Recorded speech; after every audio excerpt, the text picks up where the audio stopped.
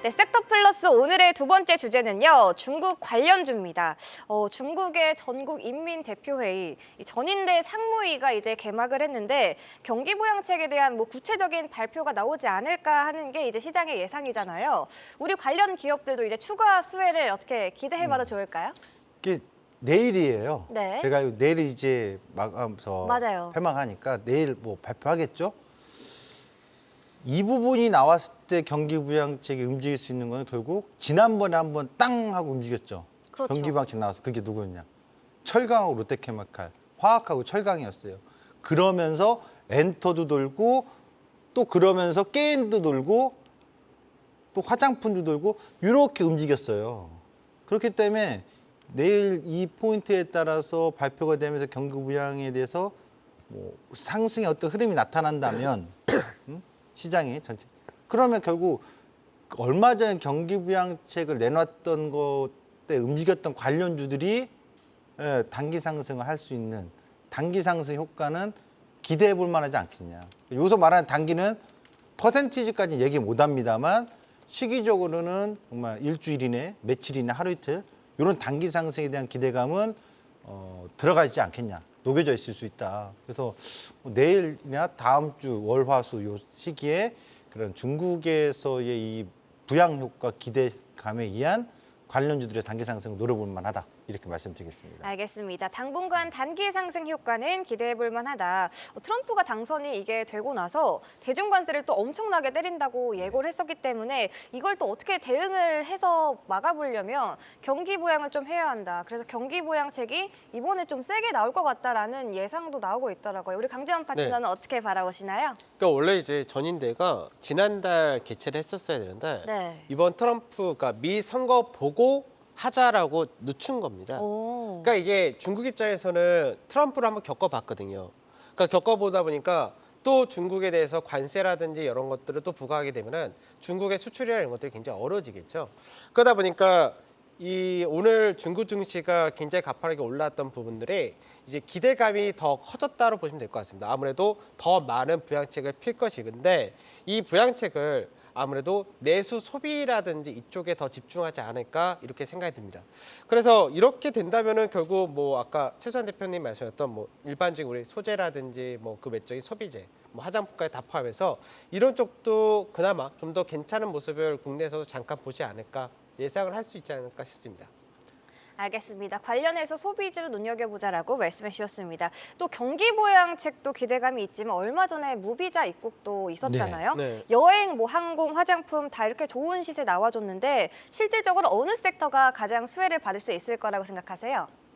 무비자 관련해서요? 네. 무비자 관련해서는 이제 아무래도 항공이긴 한데 근데 그 항공도 제주항공 정도가 이제 중국에 대한 매출 비중이 높은 편이고 대한항공이나 이쪽은 매출 비중이 얼마 안 되기 때문에 그래서 이제 앞전에 제주항공이 그거에 따른 수혜 모멘텀을 받았고요. 실적도 양호하게 나와서 한번 주가 다 올라갔던 케이스라 이쪽은 좀 쉬지 않을까 싶고 그래서 무비자 관련된 모멘텀은 우선은 이제 어느 정도 다 일단락되지 않았나. 그래서 근데 약간은 이제 이런 생각을 해볼 수 있죠. 그 중국이 이제 먼저 나서서 우리나라 요구하지도 않았는데 중국에서 갑자기 우리나라는 무비자 대상국으로 포함 딱 시켜놓고 바로 그 전에 중국 게임사 게임 관련해서 판호를 발급해주고 뭔가 중국이 굉장히 제스처를 많이 취하고 있죠. 우호적으로. 그래서 어떻게 보면은 이제 트럼프가 이제 당선되고 결국 당선이 됐지만 이럴 때일수록 이제 주변 국가들하고 뭔가 좀 더 우호적으로 관계를 개선시키려고 하는 그런 모습이 보이지 않나 이렇게도 생각할 수 있는데 이런 부분은 이제 우리나라 약간 엔터 쪽 있죠. 이쪽이 좀 더 수혜를 보지 않을까라는 생각 좀 해볼 수 있을 것 같습니다. 알겠습니다. 무비자 관련해서 또 항공 쪽을 말씀해 주셨는데 또 한중교류 확대 기대감이 더해지고 있는 엔터 쪽도 주목해 보시면 좋을 것 같습니다. 그리고 최수정 파트너, 네. 무비자 입국이 가능하대요. 네. 어떻게 이렇게 여행 다녀오실 의향이 있으실까요? 이렇게 또 네. 바로 없으시다고 없어요. 대답을 중국 해주시네요. 갈 일 없습니다 지금. 아, 그런가요? 우리 강지원 파트너 그래도 이제 무비자 입국이 가능해졌다는데 어떻게 가실 의향 있으시지 않나요? 아니요, 전혀 없습니다. 두 분 다 이렇게 없으시구나. 그렇다면 최수정 파트너는 무비자 입국 관련해서 어떤 섹터를 조금 눈여겨보면 좋을 것 같으세요? 이제 무비자로 하면은 잠깐 우리가 무비자니까 우리가 가기가 편한 거잖아요. 그렇죠. 비즈니스맨들이 편리한 거죠. 네. 아까 그러면 중국에 갔을 때 비행기 타고 가니까 그거에 대해서 항공업계가 좀 유리할 수도 있을 거고 또 무비자니까 엔터 사업하는 비즈니스들이 많이 가겠죠. 그래서 아까도 이제 강진 대표 했듯이 엔터 사업 쪽에서도 좀 긍정적일 수도 있어요. 그래서 무비자 관련돼서 콕 찍어서 이겁니다라고 하기에는 좀 저는 애매하다. 시장에서도 수급도 들어왔다가 그냥 멈췄어요. 그러니까 여러분 이런 걸 하나 아셨습니다. 시장에서 내가 보는 관점에 가치가 있는 것과 대다수의 대중들이 우르르륵 하고 몰려가는 가치를 평가하는 게 있거든요. 어떤 게 더 좋은 거냐?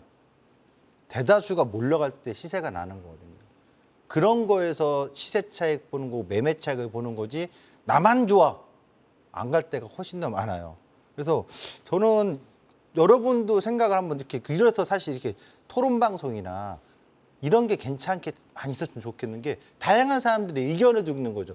그러니까 우리나라 분들은 누가 얘기하면 자기가 듣고 싶은 말은 와 이러고 듣기 싫은 말은 막 이러거든요. 그게 아니라 그렇죠. 주식의 정답이 어디 있습니까? 이 의견도 있고 저 의견도 듣는 건데 이 무비자 문제나마 대다수 분들도 그렇게 와닿지는 않을 것 같다. 그래서 저는 딱히 꼭 찍어서 얘기한다면 그래도 비행기 타고 가는 것 정도?